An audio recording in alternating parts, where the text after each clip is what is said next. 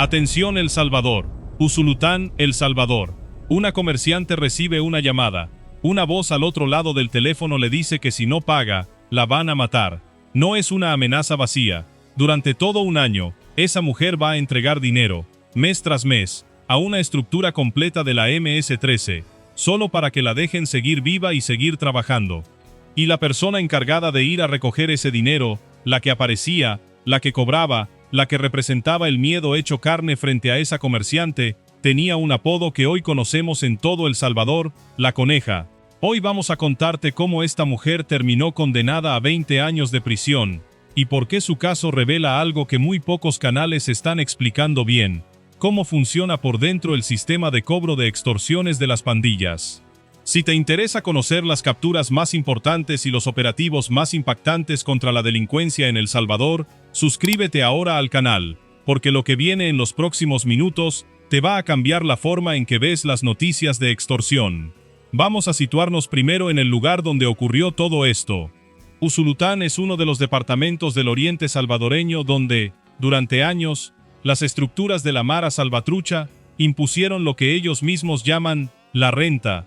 No es un impuesto legal, no es una cuota de seguridad, es dinero que un comerciante, un transportista, un dueño de un pequeño negocio, tiene que entregar cada mes bajo amenaza directa de muerte. Quien se negaba a pagar, en la gran mayoría de los casos documentados por la Fiscalía General de la República en distintos departamentos del país, terminaba enfrentando represalias que iban desde la destrucción de su negocio hasta la pérdida de la vida. Ese es el contexto exacto en el que se mueve esta historia. Una comerciante de Usulután, cuya identidad la Fiscalía protege por razones obvias de seguridad, se convirtió en blanco de una estructura criminal que decidió que ella también tenía que pagar renta para poder seguir abriendo su negocio cada día. Pero ¿quién era la persona que se encargaba de ir a cobrar ese dinero mes tras mes? Aquí es donde entra Fátima Esmeralda Nolasco, conocida en el mundo de las pandillas como La Coneja. Según el comunicado oficial de la Fiscalía General de la República, Nolasco pertenecía a la clica Los Ángeles Locos Salvatruchos de la MS-13, y dentro de esa estructura tenía una función muy específica: la función de paro. Y aquí tienes que entender algo que la mayoría de la gente desconoce sobre cómo operan estas estructuras criminales. Dentro de una clica de la Mara Salvatrucha, no todos hacen lo mismo. Hay quienes vigilan el territorio, hay quienes toman las decisiones, hay quienes ejecutan la violencia directa, y hay quienes se dedican exclusivamente al cobro. Esa última función, la de paro, es la que ejercía La Coneja. Ella no era la que decidía cuánto se cobraba ni la que planificaba las amenazas. Ella era la pieza visible, la que aparecía frente a la víctima, la que representaba en carne y hueso todo el peso de la estructura criminal detrás. Esto puede sonar como un detalle menor, pero no lo es. ¿Por qué una estructura criminal delega precisamente esa función, la más visible y la más riesgosa, en una sola persona de manera constante? La respuesta tiene que ver con la forma en que estas organizaciones se protegen a sí mismas. Cuantas menos personas conozcan a la víctima, cuantas menos personas se expongan directamente frente a ella, menor es el riesgo de que toda la estructura caiga si esa víctima decide denunciar. La Coneja, en ese sentido, no era simplemente una cobradora, era el punto de contacto diseñado para absorber el riesgo mientras el resto de la clica permanecía en las sombras. Y eso, precisamente, terminó siendo la pieza clave que la Fiscalía utilizó para desmontar parte de esta red de extorsión en Usulután. Durante todo el año 2023, de acuerdo con la información oficial de la FGR, la víctima entregó diversas cantidades de dinero a esta estructura criminal. No fue un solo pago, no fue una extorsión puntual, fue un sistema sostenido de cobro mensual, diseñado para funcionar como una fuente constante de ingresos para la clica. ¿Y qué significaba para esa comerciante vivir bajo ese esquema durante 12 meses consecutivos? Significaba organizar su negocio, sus ingresos, incluso su vida diaria, alrededor de la certeza de que cada mes tenía que aparecer una cantidad de dinero para entregar, porque la alternativa que le habían planteado era simple y terrible: pagaba, o la asesinaban, y no la dejaban seguir trabajando. Ese es el mecanismo real detrás de la palabra extorsión. Una palabra que muchas veces se dice con demasiada ligereza en los noticieros, sin explicar lo que realmente implica para la persona que la sufre. Lo que hace este caso distinto de otros que hemos contado en este canal es que no se trata de un líder de la estructura ni de un cabecilla con decenas de homicidios en su expediente. Se trata de una pieza intermedia, una función que existe en todas las clicas del país y que rara vez se explica con detalle en los medios. ¿Qué tipo de perfil suele ocupar esta función de cobro dentro de las pandillas salvadoreñas? Según patrones documentados en investigaciones de la Fiscalía a lo largo de los últimos años en distintos departamentos, quienes ejercen la función de paro suelen ser miembros de confianza dentro de la clica, personas que llevan tiempo dentro de la estructura y que han demostrado lealtad, precisamente porque se les está entregando una tarea que implica manejo directo de dinero y contacto directo con las víctimas, dos elementos extremadamente sensibles para cualquier organización criminal que intenta mantenerse oculta. Ahora bien, aquí viene una pregunta que seguramente te estás haciendo en este momento. ¿Cómo logró la Fiscalía identificar exactamente a la Coneja como la responsable de cobrar esa renta específica y no a cualquier otro miembro de la clica? El comunicado oficial es claro en un punto que es fundamental para entender todo este proceso. La Fiscalía individualizó a Nolasco como la encargada de retirar la renta de esa víctima en particular. Esa palabra, individualizar, no es casualidad. En el sistema judicial salvadoreño, especialmente en los casos de extorsión bajo el régimen de excepción, uno de los mayores desafíos para los fiscales es precisamente poder atribuir de forma clara y probada quién, dentro de una estructura de decenas de personas, fue quien materializó el cobro sobre una víctima específica. Eso requiere reconstruir un patrón, identificar quién se presentaba, cuándo se presentaba, y lograr que ese patrón se sostenga con pruebas suficientes para un tribunal. Y aquí aparece otro dato que conecta directamente con la realidad que ha vivido El Salvador en los últimos años. La Coneja no fue detenida en una investigación aislada, sino en el marco del régimen de excepción, la medida de seguridad implementada por el gobierno del presidente Nayib Bukele desde el año 2022 como respuesta a la violencia desatada por las pandillas. Este régimen ha permitido a las autoridades salvadoreñas realizar decenas de miles de detenciones de presuntos pandilleros en todo el país, muchos de ellos, como en este caso, vinculados directamente a estructuras de extorsión que durante años operaron prácticamente sin control. El caso de la Coneja se suma a una lista extensa de mujeres vinculadas a estas estructuras que han sido capturadas, procesadas y condenadas durante este periodo, y que representan una cara de las pandillas que durante mucho tiempo permaneció menos visible frente a la opinión pública, la de las mujeres que ejercían funciones operativas clave dentro de las clicas. Detengámonos un momento en esa idea, porque es importante. ¿Por qué el papel de las mujeres dentro de estructuras como la MS-13 ha sido históricamente menos conocido que el de los líderes hombres? Durante décadas, la narrativa pública sobre las pandillas centroamericanas se centró casi exclusivamente en los cabecillas, en los homicidios más violentos, en los líderes con largas listas de asesinatos atribuidos. Pero dentro de estas estructuras, las mujeres han cumplido funciones que van desde el traslado de dinero hasta la vigilancia, el almacenamiento de armas y, en casos como este, el cobro directo de extorsiones. Casos previos ya han mostrado apodos como Harley Quinn o la Chucky, mujeres que, igual que la Coneja, ocupaban roles operativos concretos dentro de sus respectivas clicas. Esto no es un fenómeno aislado, es un patrón que la Fiscalía ha venido documentando estructura tras estructura, y que apenas empieza a recibir la atención que merece. Volvamos al caso concreto.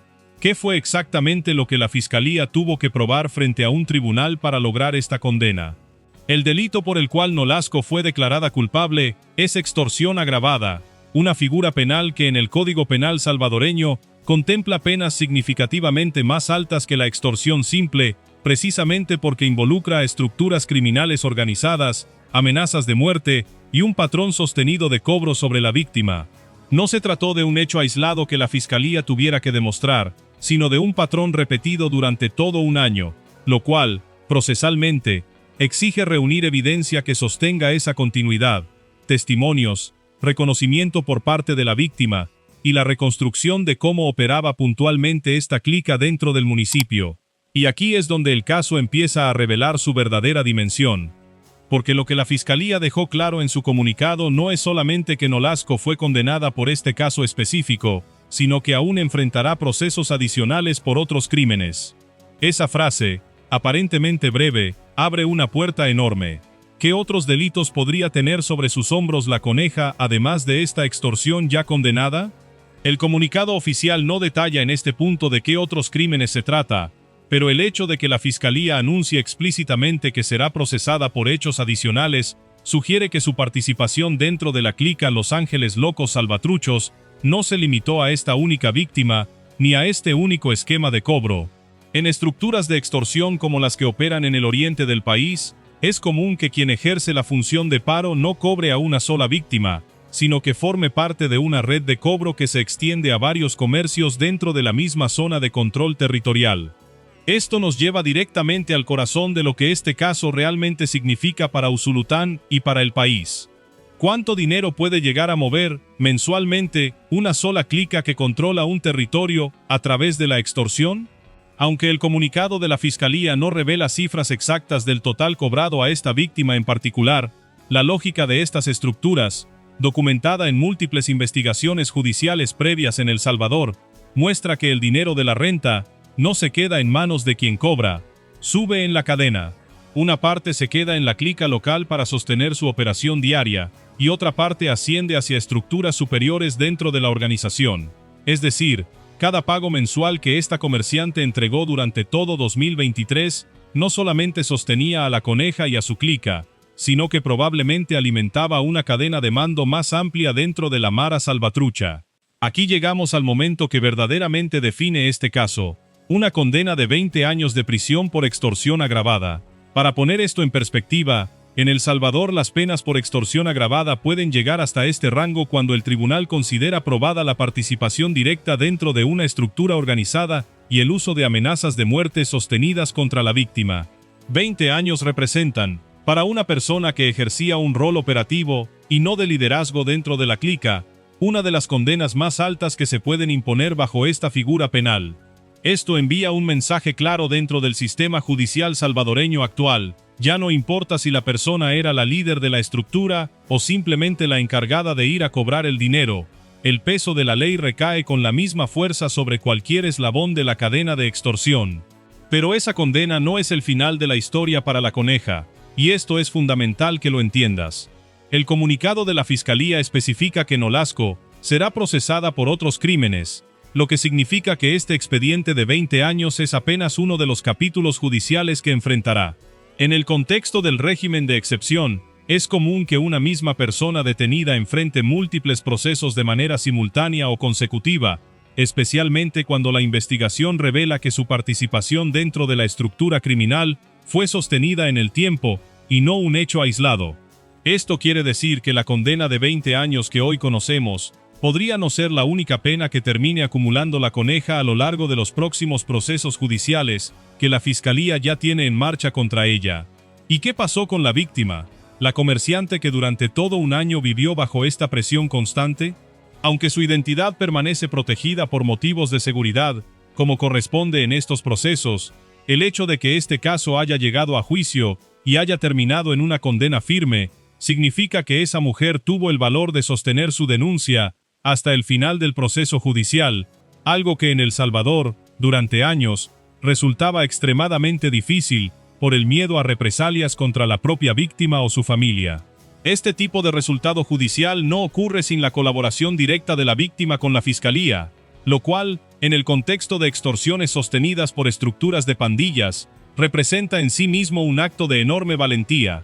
Ahora, pensemos en el impacto más amplio de este tipo de condenas. ¿Qué representa este caso dentro del panorama general de la lucha contra la extorsión en El Salvador? Desde la implementación del régimen de excepción, las autoridades salvadoreñas han insistido en que uno de los objetivos centrales de esta política ha sido desmantelar precisamente este tipo de esquemas de cobro sistemático que durante años mantuvieron secuestrada la economía de miles de pequeños y medianos comercios en todo el país. Casos como el de la coneja son, para el discurso oficial del gobierno, la prueba de que estas estructuras de cobro, que durante mucho tiempo operaron con total impunidad, hoy están siendo perseguidas, identificadas, individualizadas y condenadas con penas severas. Pero también hay una capa de este caso que merece que la pensemos con cuidado. El hecho de que una sola función dentro de una clica, la de paro, haya generado por sí misma una condena de 20 años, nos obliga a preguntarnos cuántas otras conejas existen todavía operando en otros municipios del país, cobrando renta a otros comerciantes que quizás aún no se han atrevido a denunciar.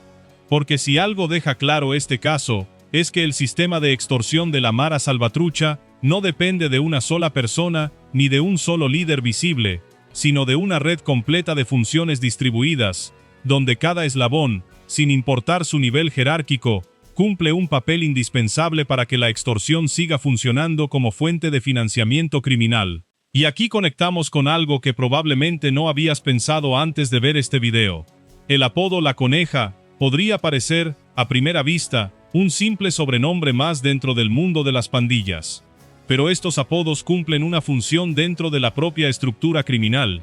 Sirven para identificar a los miembros sin necesidad de usar sus nombres reales, dificultando así el trabajo de las autoridades cuando intentan reconstruir organigramas completos de las clicas.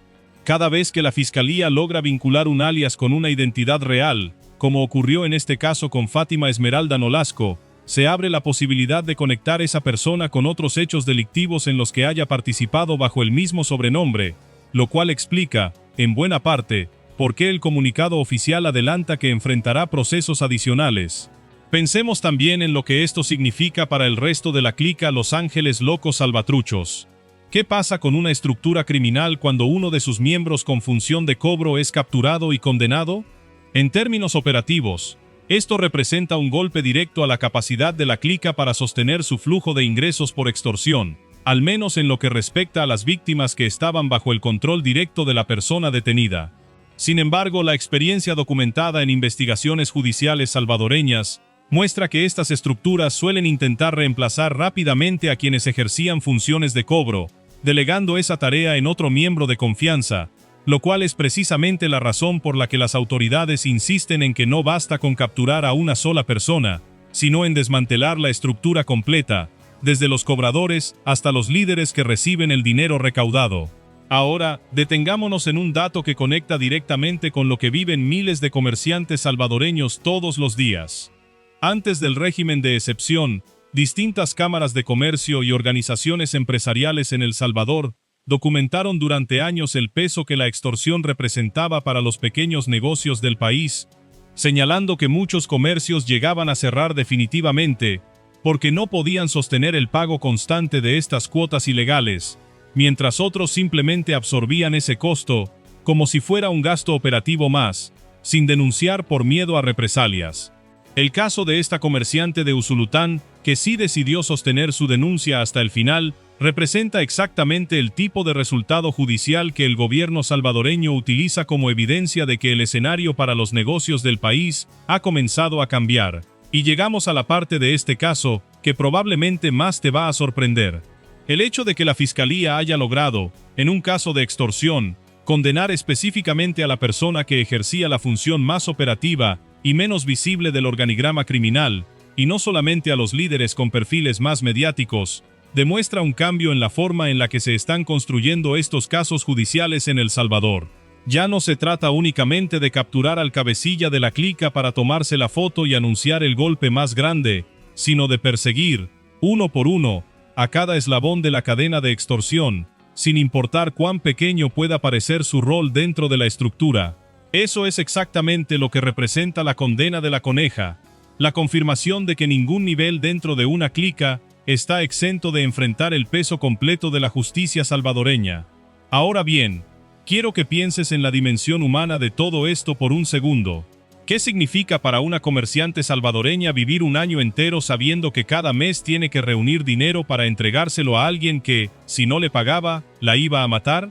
No es solamente una pérdida económica, es una carga psicológica constante, la certeza de que cualquier retraso en el pago podía significar el fin de su vida. Ese es el peso real detrás de cada expediente de extorsión que la Fiscalía General de la República lleva a juicio, y es precisamente esa dimensión humana la que explica por qué estas condenas, aunque no siempre tengan la espectacularidad de una gran captura con decenas de agentes desplegados, representan victorias enormes para las víctimas que, como esta comerciante de Usulután, decidieron no quedarse en silencio. Y para cerrar este caso, hay una última pregunta que vale la pena dejarte sobre la mesa.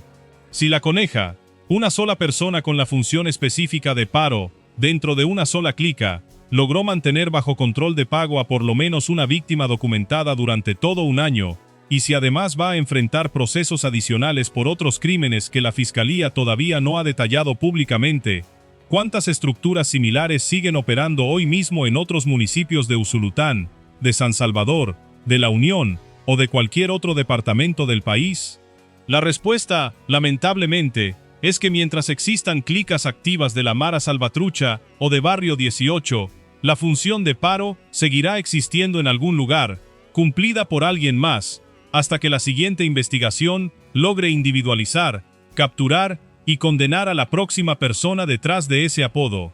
Este caso de La Coneja se convierte, entonces, en una pieza más dentro del rompecabezas mucho más grande que representa la lucha contra la extorsión en El Salvador.